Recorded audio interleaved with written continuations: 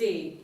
We're here with Wing Commander Ganesh Sharma, who is also the CEO of the Jain International Residential School here in Bangalore.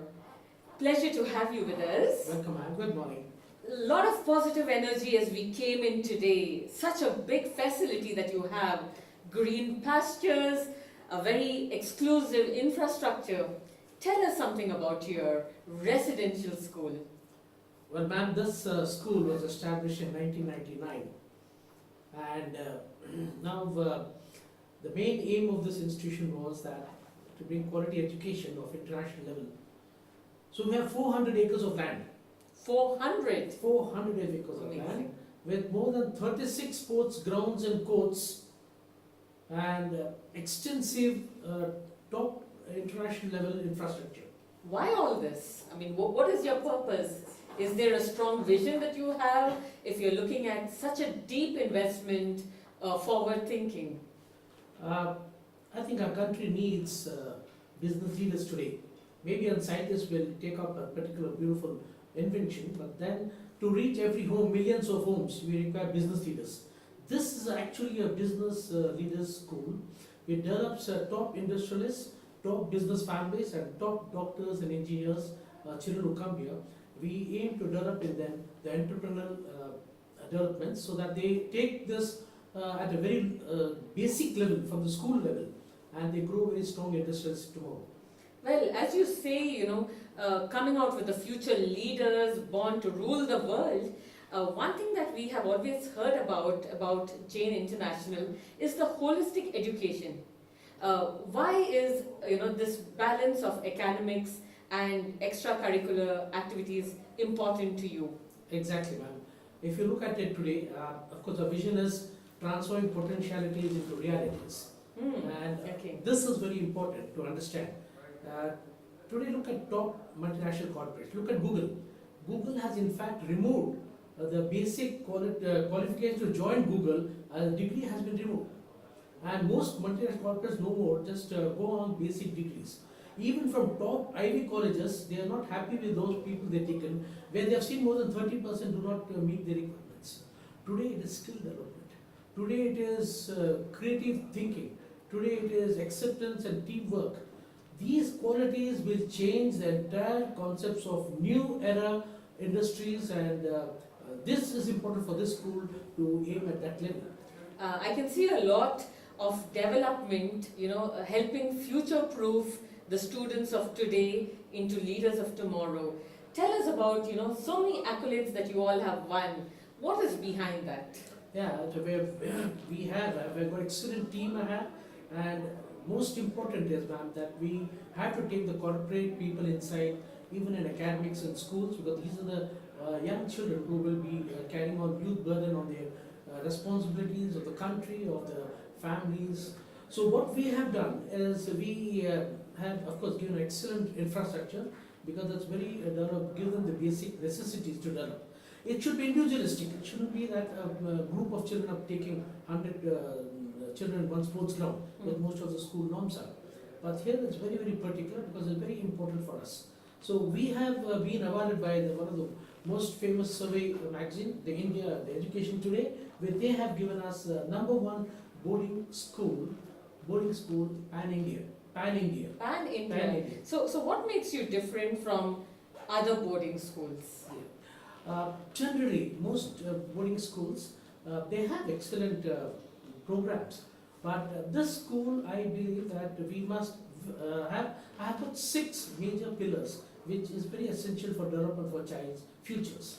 The first, of course, is most important is, today I have many NRI children from US, from Europe, from even from Middle East, all NRIs, and pure Germans, Thais, Koreans, they come into our school. Now they NRIs children because they value Indian culture very highly. Most schools who have become international schools, they slowly the Western culture has come into the play, and I feel the Indian culture is beautiful and it's very different from the Western culture. So we want the heart to remain the Indian culture. The children should have a lot of respect for everyone and for love for country, the parents, the industry, and this sort of culture development is very important for us. The first pillar. Okay, so when you talk about the first pillar, I just want to ask you, children who are entering India for the first time, a lot of challenges when it comes to culture, tradition, religion, language. How does your school bridge that gap? The most important is children are very easy to assimilate because they're very young at age. And that is the time you must, most schools are very formal. They're very formal, they're very strict. True. I think they bring discipline through fear. But this school believes that we must change, we must bring the change in children through love, through understanding, through counseling, and to respecting them. The children need respect, they need place, they need space. So my whole concept in school is we are foster parents first and teachers afterwards. Okay, so when it comes to disciplining and sheltering them, shadowing them with a lot of love, what takes precedence, and how do you kind of weigh it out when sometimes things can be misused? I have seen generally if you counsel children, respect them, they come back to you and they listen to you more easily. The more you use a lot of loud words or be very, very strict discipline, they rebel and we will lose them.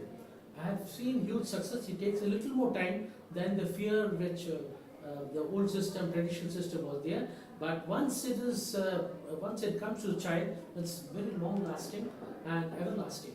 So I feel counseling, love, explaining, giving him respect wins over every child, every child. So let's talk about sensitization. How do you do that? How do you make it a culture of inclusiveness where people from a particular country are not alienated because of anything? This is very important because since we have a conglomerate of so many children from so many countries, the most important part is we bring in a lot of cultural activities in the school. Okay. And we believe all religions are one and same. So we have the Christians celebrating their Christmas. We have a lot of carol singings. We have a lot of Muslims doing the Eid. We have Jains doing their Jain festivals. We have Hindus doing their various Hindu festivals, and every child participates. What we believe is, please, we assure the parents that we would like the children to follow their religion, but participate in all other religions to understand the importance of all religion and the equality finally of every religion's base.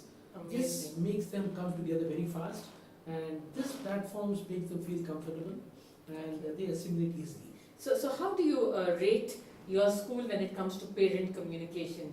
If I as a parent am putting my kids in the school with a lot of trust and going back to my country, how is the communication? What methods do you follow? How has it been? What is the response from parents? This is very beautiful question you asked, ma'am, because generally most Western schools follow the old British traditional systems where they restrict parents coming to the school. Out of sight, out of mind, is Absolutely. Absolutely.